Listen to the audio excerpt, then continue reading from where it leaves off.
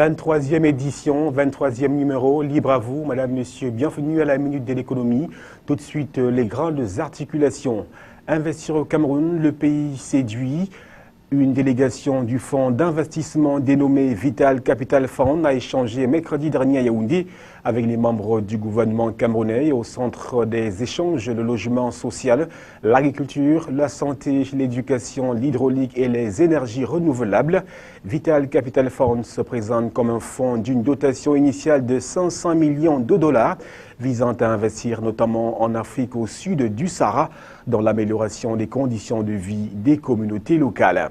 À l'étranger, Chypre pressé de trouver des solutions pour éviter la faillite. Le pays a renoncé à taxer les dépôts bancaires en échange d'une aide européenne de 10 milliards d'euros. Une proposition qui avait provoqué un tollé sur l'île et semé un vent de panique.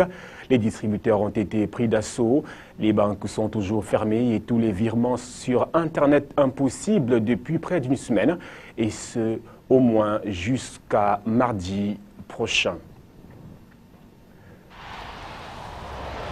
Bienvenue une fois de plus, madame, monsieur, à la Minute de l'économie, 23e édition de l'année 2013. Nous vous le disions en titre, investir au Cameroun, eh bien, le pays continue d'attirer les investisseurs.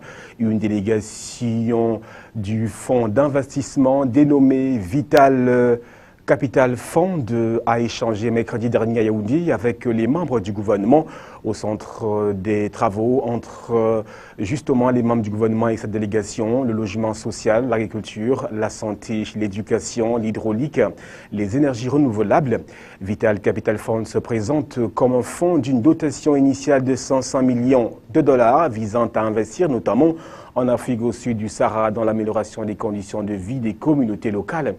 Pour Ethan Stib, son fondateur, Vital Capital Fund, qui est un fonds d'investissement basé à Genève en Suisse, a mission d'accompagner le Cameroun dans sa volonté de traduire dans la réalité l'une de ses priorités, notamment la construction des logements sociaux en quantité et en qualité. Autre occurrence qui marque l'actualité économique au Cameroun, c'est la Banque camerounaise des petites et moyennes entreprises. Eh bien, son capital est de 10 milliards de francs CFA. Cette banque devient progressivement une réalité et le tout premier conseil d'administration de cette structure bancaire s'est tenu jeudi dernier à Yaoundé. La nouvelle institution financière qui vise la promotion économique des PME est dotée, nous vous le disions, d'un capital social de 10 milliards de francs CFA. Parlons de toute autre chose à présent, de la filière huile de palme vers une hausse du prix du brut. Selon l'association des consommateurs camerounais, les industriels camerounais opérant dans le secteur de l'huile de palme s'apprêteraient à soumettre au ministère du Commerce une proposition visant à faire passer le prix de la tonne d'huile de palme brute de 450 francs CFA le kilogramme à 550 francs CFA le kilogramme, soit une augmentation de 100 francs CFA. Une proposition, souligne l'association camerounaise des consommateurs, qui devra induire la hausse du prix du litre d'huile de palme raffinée, qui passerait alors de 1200 à 1416 francs CFA, tandis que le morceau de savon de 400 grammes coûterait alors 385 francs CFA, contre 375 francs CFA actuellement la livraison. Tout en dénonçant ce projet des industriels du secteur de l'huile de palme qui contribue à installer la vie chère au Cameroun, l'association révèle que pour soutenir cette hausse, les industriels invoquent les changements observés sur leur structure des prix, la nécessité de procéder à de nouveaux investissements et celle de s'arrimer aux prix pratiqués à l'international.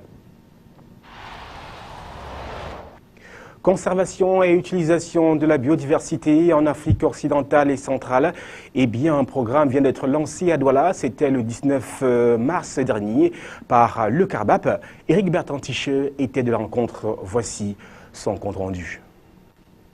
La banane et plus particulièrement le plantain est l'une des plus importantes cultures vivrières d'Afrique centrale et occidentale. Un aliment de base très énergétique, riche en vitamines et en magnésium, phosphore, potassium et calcium, ce qui constitue une base nutritionnelle essentielle dans notre alimentation. La demande en plantain dans les ménages et les marchés intérieurs et extérieurs est de plus en plus forte et les perspectives d'accroissement démographique en Afrique centrale et occidentale qui prévoit le double de la population en 2050, oblige à mettre en place une stratégie régionale pour pérenniser cette culture. Répondant aux enjeux de renforcement de la sécurité alimentaire et du niveau de vie des producteurs des filières bananes et plantains de la région, le CARBAP se doit de contribuer à l'amélioration durable de la productivité de ces filières par la création des connaissances, le renforcement des capacités des acteurs en Afrique centrale et occidentale et par la promotion de la coopération scientifique dans le cadre des réseaux. En matière de conservation des ressources génériques des musas, le CARBAP maintient une collection de références des bananiers constituée de près de 700 accessions, donc 150 différentes variétés de plantains. Ce projet financé par l'Union européenne dans le cadre de son programme thématique pour la sécurité alimentaire va durer 3 ans, de 2013 à 2015, et sera exécuté dans 9 pays d'Afrique centrale et occidentale, dont le Cameroun. Petit zoom ce jour sur un fruit bien prisé des Camerounais et même au-delà, c'est bien sûr l'avocat. C'est que ce fruit pilule sur les marchés camerounais en cette période. Il convient de rappeler que cette situation est bien compréhensible car c'est la saison de production de ce fruit, notamment les mois de mars, avril et mai, au dire des producteurs et des commerçantes. Vendu dans la presque totalité des marchés et même par des marchands ambulants, l'avocat provient des régions de l'ouest, du centre, du sud et de l'est. Et le panier de 10 litres se vend à 4 000 francs CFA, tandis que celui de 25 litres coûte 8 000 francs CFA. Mais les prix pourraient être revus à la baisse lorsque la production sera plus grande.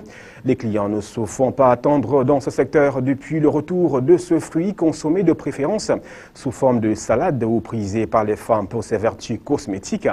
Les clients, pour la plupart, sont ravis d'ajouter à nouveau ce fruit dans leur menu. À présent que c'est à la portée de toutes les bourses, chacun peut se servir à souhait. Alors, bonne dégustation.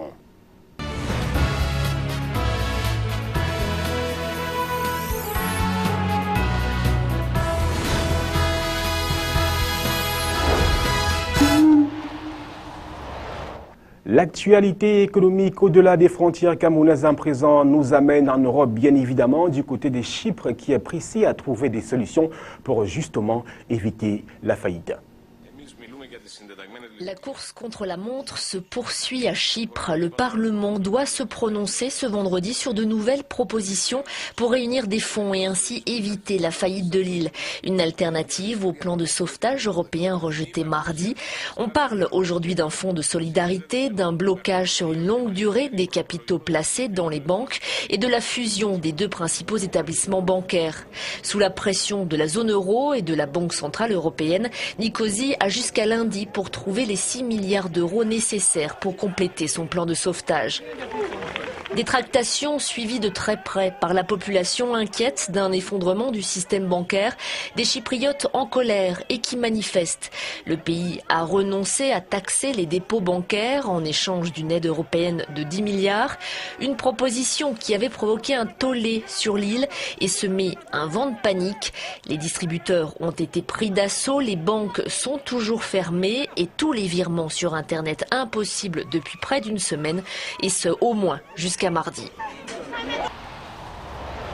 Le gouvernement italien abaisse fortement sa prévision de croissance économique à moins 1,3% contre 0,2% auparavant. Le gouvernement italien revoit sa prévision de croissance de l'économie à la baisse pour 2013 à moins 1,3% contre moins 0,2% auparavant. D'autre part, le ministre italien de l'économie, Vittorio Grilli, a également indiqué que l'exécutif tablait sur un déficit public de 2,4% cette année, soit 2,9% du PIB, en incluant le remboursement des dettes. Par ailleurs, le gouvernement Monti a décidé d'accélérer le remboursement de 40 milliards d'euros de dettes contractées par l'administration publique auprès d'entreprises privées italiennes. Cette opération va encore creuser le déficit et la dette de l'État, mais donner aussi un peu d'oxygène aux entreprises. Solaire à présent, le chinois Suntech est victime des surcapacités du secteur. Conséquence, il doit se restructurer. Après la filière allemande, c'est aujourd'hui la filière chinoise de l'industrie solaire qui est touchée avec la faillite du géant Suntech qui a demandé le placement en redressement judiciaire de Wuxi Suntech, sa principale filiale de production en Chine. Le tribunal rendra son avis dans quelques jours, mais Suntech, qui employait 17 000 salariés début 2012, va devoir se restructurer. À mon avis, je pense que le gouvernement de la région de Wuxi doit se focaliser sur ses propres problèmes, notamment le PIB local, les impôts, les questions d'emploi et les autres entreprises de la chaîne industrielle. Pour résumer, Suntech a contracté beaucoup de dettes et de prêts auprès de banques locales. Suntech, 2 milliards de dollars de dettes et 1 milliard de pertes en 2011 pour un chiffre d'affaires de 3 milliards. Le chinois est coté sur le Nasdaq depuis 2005, mais son titre n'est plus qu'une penny stock.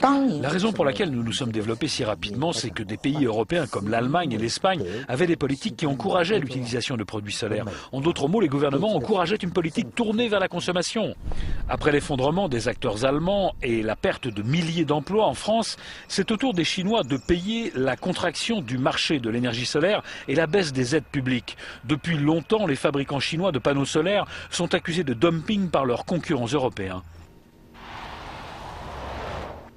Le chiffre du jour à présent, pour être complet, il est de 10 milliards de francs CFA. C'est le capital de la Banque camerounaise des petites et moyennes entreprises. Dans le tout premier conseil d'administration s'est tenu le jeudi 21 mars dernier à Yaoundé. Voilà, madame, monsieur, c'était la quintessence de l'actualité économique d'ici et d'ailleurs. Merci de regarder ce programme. On se retrouve à la prochaine pour l'acte 24 de la Minute de l'économie, justement.